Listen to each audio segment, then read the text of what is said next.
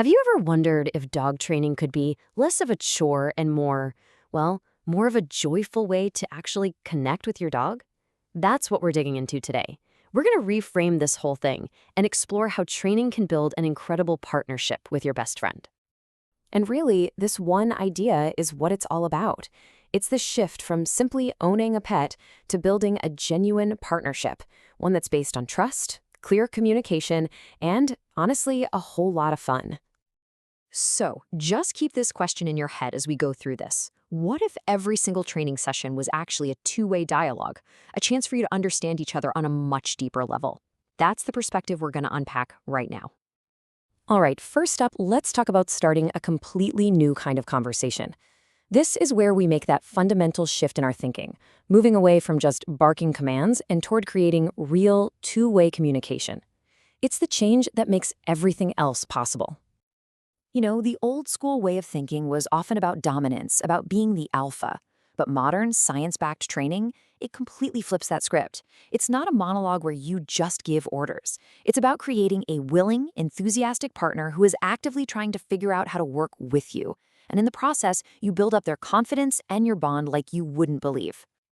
Okay, so how do we actually have this joyful conversation? Well, it all starts with the science. It's about understanding the fundamental language of how all animals, including our dogs, actually learn. And this right here, positive reinforcement, is the engine that drives it all. Now, a lot of people mistakenly call this bribery. It's not. It's a scientific law, just like gravity. When your dog does something you like, you immediately add something they like, and that makes them way more likely to do that behavior again. It's that simple, and it's that powerful.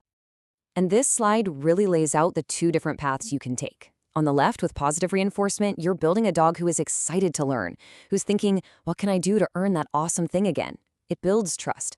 But on the right, with punishment, you risk creating fear and anxiety. The dog starts thinking, what should I avoid doing so I don't get hurt? One approach builds a partner, the other can build apprehension.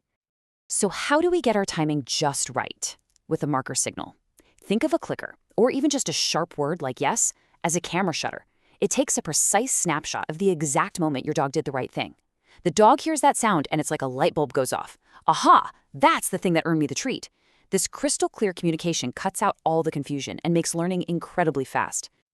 Okay, let's talk about gear. What do you actually need for this? The great news is you don't need a bunch of complicated, expensive stuff.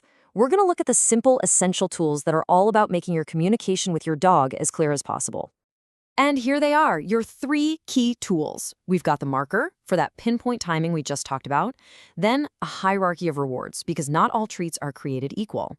And finally, starting out in a quiet, distraction-free space so your dog can actually focus on the conversation you're trying to have. See, it's all about setting you both up for success. And this is a golden rule right here. It is so important.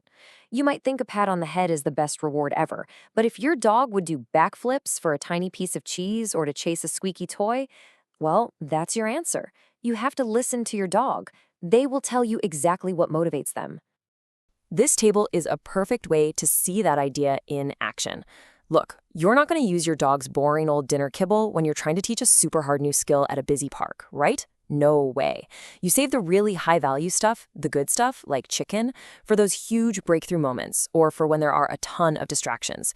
Matching the reward to the difficulty of the challenge is what keeps your dog motivated and in the game.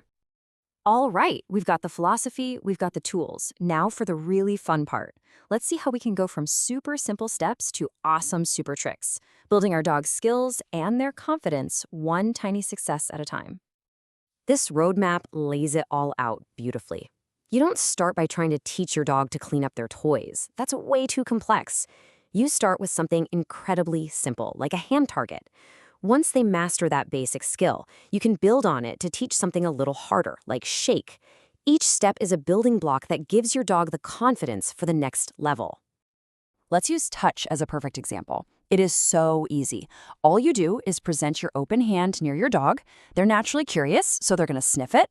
The split second their nose makes contact, click or yes, and a treat appears.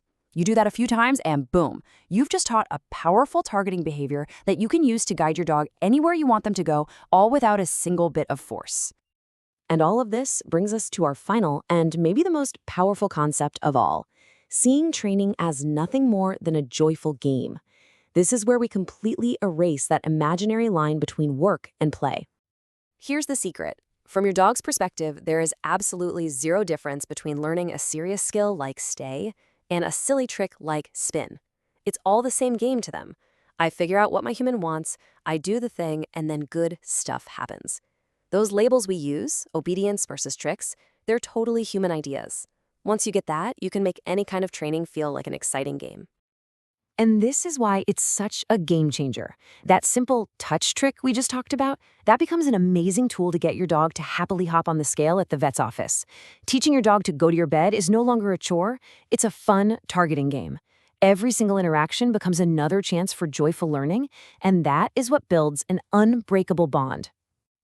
And that's where we'll leave it. The science is solid, the tools are incredibly simple, and the potential for your relationship is just immense. This was never about creating a perfectly obedient robot. It's about building a perfect partnership. Your dog is right there, ready and waiting to communicate. The only question left is, what joyful conversation are you going to start?